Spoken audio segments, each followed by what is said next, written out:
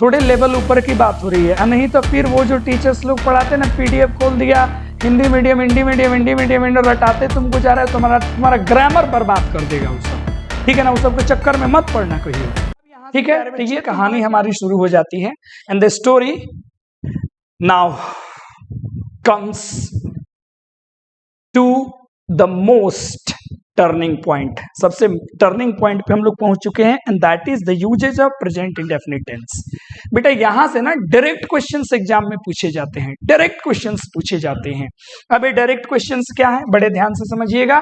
तो यहां से हम लोग शुरू करते हैं, usages of present indefinite tense. एकदम साफ घोर के पी जाओ भैया, है ना।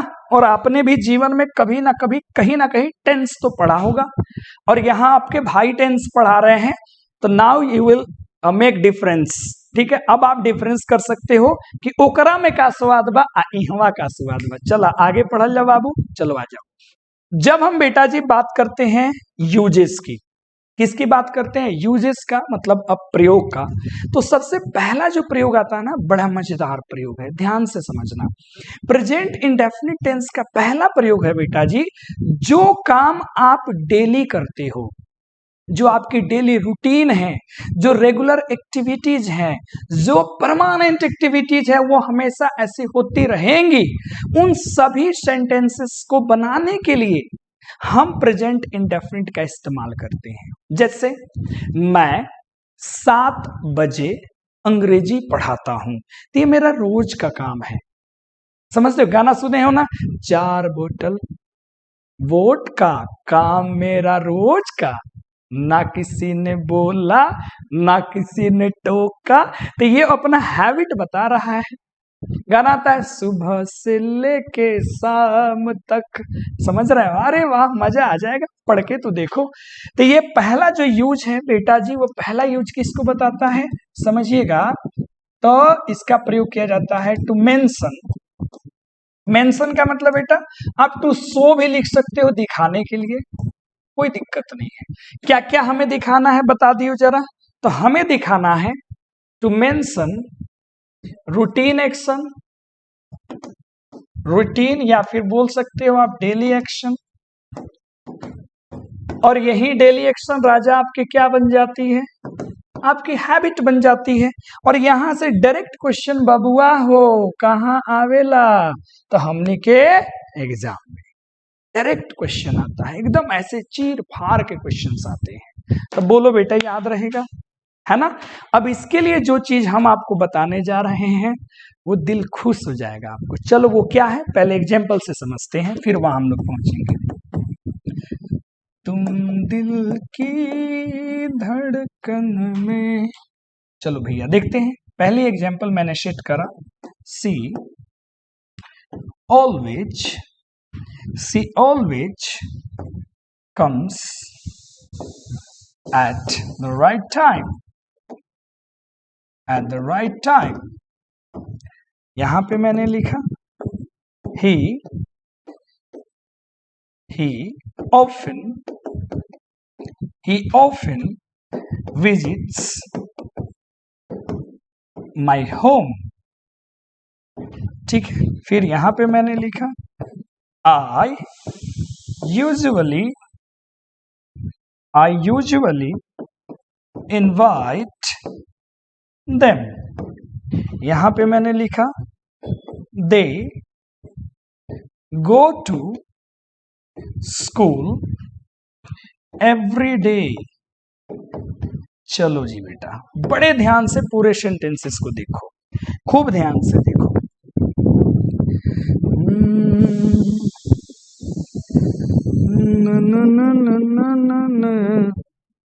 पूरे सेंटेंसेस को देखो, हमको फिर जहां ले जाना है हम आपको लेके वहां चले जाएंगे।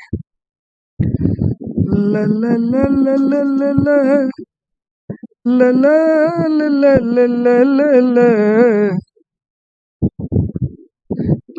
ल ल ल ल।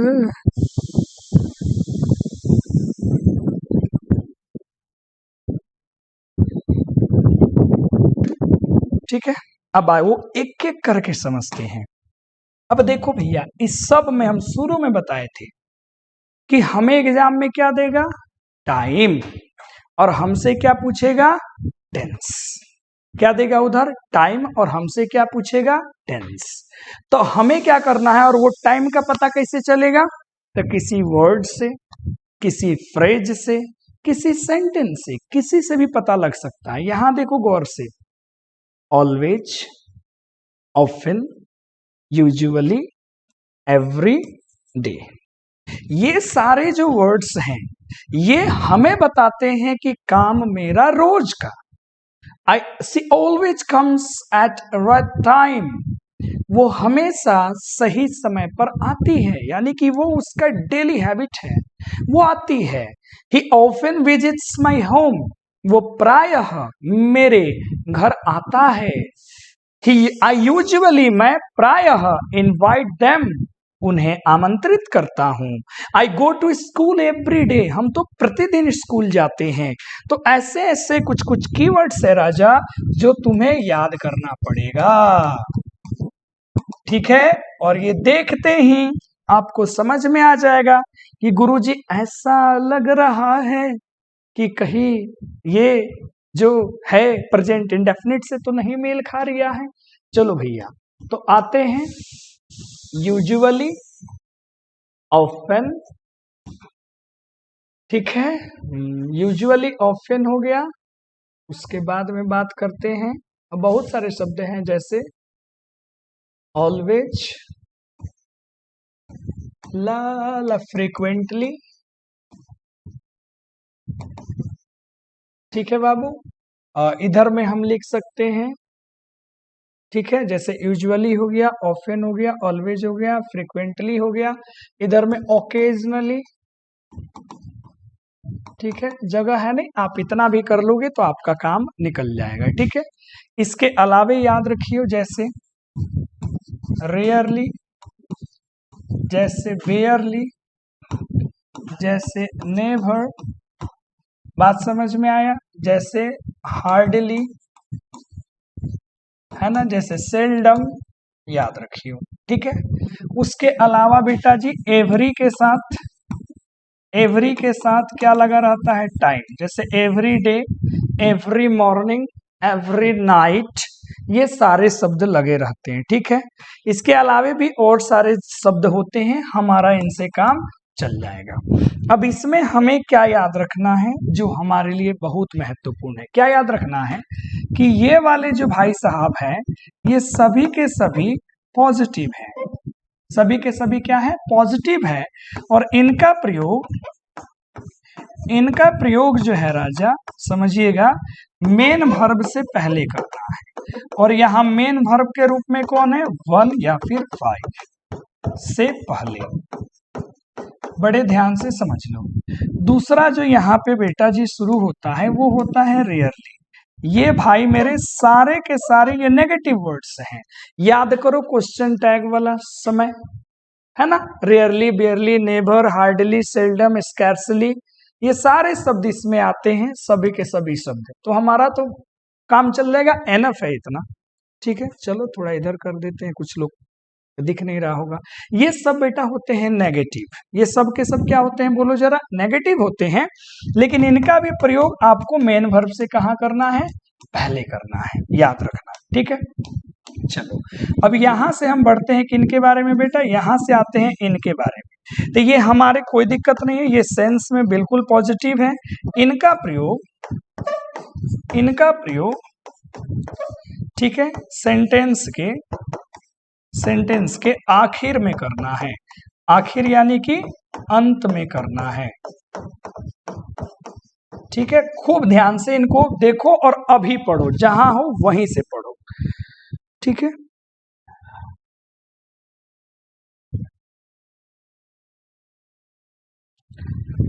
हो गया, कोई दिक्कत नहीं है, ठीक है ना। चलो जहां हो वहीं से पढ़ो, usually, often, always, frequently, occasionally, अच्छा रेगुलर से भी बन जाता है, रेगुलरली, कोई दिक्कत नहीं है। चलो ठीक है, rarely, barely, never, hardly, seldom, every plus time यानी कि every day, every night, every morning, ये सब होंगे। याद रहेंगे ये सारे के सारे शब्द। कहाँ कहाँ किसका इस्तेमाल करना। अब देखो, जब ये खुद नेगेटिव है बेटा, तो अपने साथ कोई दूसरा नेगेटिव शब्द नहीं लेगा, बिल्कुल नहीं लेगा। हम आपको बेटा जी 12th से ऊपर पढ़ा रहे हैं। अगर आप बिहार बोर्ड के छात्र हो ना, तो इसमें ये सारा 2-3 को शब्द याद कर लेना। एनफ है बेटा, एनफ है। ये एवरी वाला तो मोस्ट भी आई है, बिहार बोर्ड में इतने आता है। और बाकी सारी चीजें आपको जीवन भर काम आएंगे। इसलिए मैंने बोला था कि टेंस आपको बड़े ढंग से हम पढ़ाएंगे, टेंशन बिल्कुल नहीं लेना है। अब इन सारे कीवर्ड्स को देखो और इधर पीछे चले आओ। देखो, ऑलवेज कहाँ आया, मेन वर्ब से पहले। विजिट्स कहाँ आया, मेन वर्ब से पहले। यूजुअली कहाँ आया, मेन वर्ब से पहले। एवरीडे कहाँ गया, पूरे सेंटेंस के लास्ट में गया। चलो बात समझ में आया। अब मान लो, जैसे अगर यहाँ पे बाबू मेरे, अगर हम ऐसे लिखे जैसे ही डज नॉट, ठीक है, ही डज नॉट, सेल्डम है जी, कम टू माई विलेज। अब जरा सेंटेंस पढ़ो और बताओ इसमें क्या दिक्कत है, क्या परेशानी है। ठीक है, हाँ जी, इसको हटा दो। ठीक है, चलो खूब ध्यान से देखो और सोचो, अच्छे से बताओ इसमें कहाँ दिक्कत है। अगर समझ जाओगे तो फिर मेरा प्रयास सार्थक सिद्ध हो जाएगा।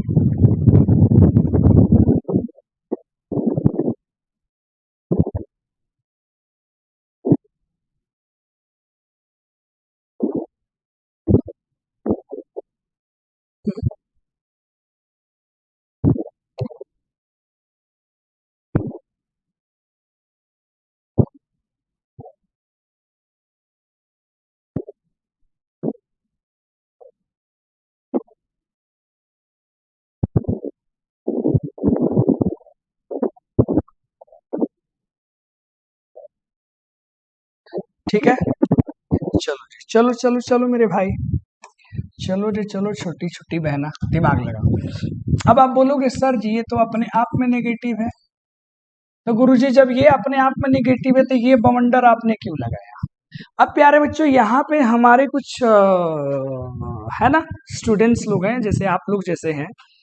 अब वो सोचेंगे इसमें कि काम करते हैं ना सर, अच्छा ये रहेगा कि इसको हटा देते हैं तो फिर सही हो गया सर। हम बोलेंगे वाह। कुछ कहेगा नहीं सर, एक काम करते हैं ना सर, इसको हटा देते हैं और यहाँ पे एस जोड़ देते हैं, फिर भी सही हो गया सर। वो खूब दिमाग लगाते हैं और जाहिर से वे सोच रहे हैं, क्योंकि वो नादान परिंदे हैं, नादान परिंदे हैं। अब इसमें किसको मैनेज करे तो सेंटेंस सही हो, तो यहां बात तुम याद रखना। मैं तुमसे एक सवाल पूछ रहा हूं, टाइम बराबर टेंस लिखना सही है या time does not equal to tense लिखना सही है या टाइम ग्रेटर देन टेंस लिखना सही है या tense is greater than time लिखना सही है। ये बात तो दोनों बराबर है, इधर उधर से देखने की इसमें कौन एक्सप्रेशन सही है, ध्यान से बताओ। कोई कहेगा गुरुजी टाइम और टेंस दोनों इक्वल है। ना जी ना, कहाँ टाइम बात करता है एक्शन कब हुआ, कहाँ ये सेंटेंस की मीनिंग की बात करता है, कहाँ एक नॉन ग्रामेटिकल टर्म है, कहाँ ये एक यूनिवर्सल टर्म है, कहाँ ये लैंग्वेज से इंडिपेंडेंट है। कौन, टाइम। टाइम का कहाँ लेना देना लैंग्वेज से है, ये कभी इक्वल नहीं हो सकती, ये एक्सप्रेशन गलत है। टेंस क्या है, टेंस तो स्टडी है ना डिफरेंट फॉर्म्स ऑफ वर्ब का with the reference of time, तो दोनों अलग चीजें हैं भैया। और यहां देखो ये एक्सप्रेशन सही है, टाइम अलग है टेंस अलग है, किसी किसी समय दोनों इक्वल हो सकते हैं, लेकिन मतलब संभवतः देखा जाए ऑन अ लार्ज स्केल तो ये वाला एक्सप्रेशन सही है। टाइम अलग चीज है सर, टाइम जो होता है ये एक नॉन ग्रामेटिकल टर्म है, नॉन ग्रामेटिकल टर्म है, नॉन ग्रामेटिकल टर्म है, इसको नहीं लेना देना है आपके ग्रामर से। ये जो है एक यूनिवर्सल कॉन्सेप्ट है, ये हर जगह चलता है सर, एक ही जैसा चलता है। ये जो है इंडिपेंडेंट है सर, इसको भाषा से कोई लेना देना नहीं है। इंडिपेंडेंट कहाँ से? Independent from of the language. ये भाषा से बिल्कुल क्या है राजा? इंडिपेंडेंट है। ये डिपेंड करता है, depends upon, depends on, meaning पर डिपेंड करता है बेटा, ये मीनिंग ऑफ द सेंटेंस। ठीक है, बहुत सारी चीजें हैं, कितना आप कहोगे, है ना। ये सारे टाइम होते हैं, जैसे ग्रामर में कोई आपका टाइम वाला चैप्टर नहीं होगा। यूनिवर्सल कॉन्सेप्ट है, यहाँ 2 बजते हैं तो पूरी दुनिया में 2 बजते हैं। इंडिपेंडेंट ऑफ द लैंग्वेज, इसको लैंग्वेज से कोई लेना देना नहीं है। जैसे संस्कृत में टेंस पढ़ते हो तो आपको 10 लकार मिलेंगे, 5 तो आपने पढ़ रखा होगा, 5 और होते हैं। हिंदी में पढ़ोगे तो 3 ही मिलेंगे, वर्तमान काल, भूतकाल और भविष्यत काल। देखो भाषा बदली, टेंस बदल गया, लेकिन ये टाइम सब में सुबह सुबह सुबह सुबह, शाम शाम शाम हो जाएंगे। उसका शब्द अलग हो सकता है लेकिन समय तो वही होगा। ये क्या होता है? डिपेंड करता है सेंटेंस की मीनिंग पर। सेंटेंस के मीनिंग को देख के हमें पता लगता है समय का। जैसे मैं पढ़ा रहा हूं, कब? तो अभी प्रेजेंट में। तो ये सारा चीज क्या होता है? टाइम। और इसके जस्ट अपोजिट टेंस होता है। टेंस एक ग्रामेटिकल टर्म है, टेंस यूनिवर्सल कॉन्सेप्ट नहीं है, टेंस भाषा से इंडिपेंडेंट नहीं है, वो डिपेंडेंट है। टेंस मीनिंग पर नहीं, टेंस वर्ब के फॉर्म पे डिपेंड करता है। तो इसलिए ये कॉन्सेप्ट आप समझ जाओ। अब टाइम और टेंस में कौन बड़ा है? अरे भैया, टाइम यूनिवर्सल कॉन्सेप्ट। कोई पूछे ना टाइम टेंस है तो उससे पूछना, बता जनवरी क्या है? 10 से की टाइम है? तो कहेगा ना ना ना, ये तो टाइम है। होली क्या है रे? 10 की टाइम। तो बोले अच्छा ये तो टाइम है। दोनों अलग चीजें हैं भाई, मैंने भी आपको पढ़ाया। अब यहाँ देख लो, टाइम जो है 10 से वो बड़ा है, टाइम बड़ा चीज है और उसके अंदर में हम लोग आते हैं। तो ये वाला एक्सप्रेशन बिल्कुल सही है, ये वाला एक्सप्रेशन गलत है। टेंस बड़ा नहीं है। अब तुम बताओ, सेल्डम किसको रिप्रेजेंट कर रहा है? टाइम को। अगर समझ में मेरी बात आ रही हो तो बड़े मजे से समझना, थोड़े लेवल ऊपर की बात हो रही है। नहीं तो फिर वो जो टीचर्स लोग पढ़ाते ना, पीडीएफ खोल दिया, Hindi medium Hindi medium Hindi medium रटाते तुमको जा रहा है, तुम्हारा ग्रामर बर्बाद कर देगा वो सब। ठीक है ना, वो सब के चक्कर में मत पड़ना कहियो। ठीक है, तो ये तुम्हारा क्या है बेटा जी? ये तुम्हारा टाइम है। तो तुम टाइम को अगर चेंज कर रहे तो तुम गधे हो, तुमको वर्ब को चेंज करना है। तो इसको हटा दो, ही, सेल्डम और कम्स कर दो, अब जाके सही हो गया ये सेंटेंस। क्यों? चूंकि 2 नेगेटिव चीजें हैं एक साथ नहीं। एक मयान में 2 तलवार कैसे रही हो, ये बात है। तो बोलो पहला समझ में आया? तब तो बोलोगे हाँ गुरुजी, पहला तो हमको समझ में आया।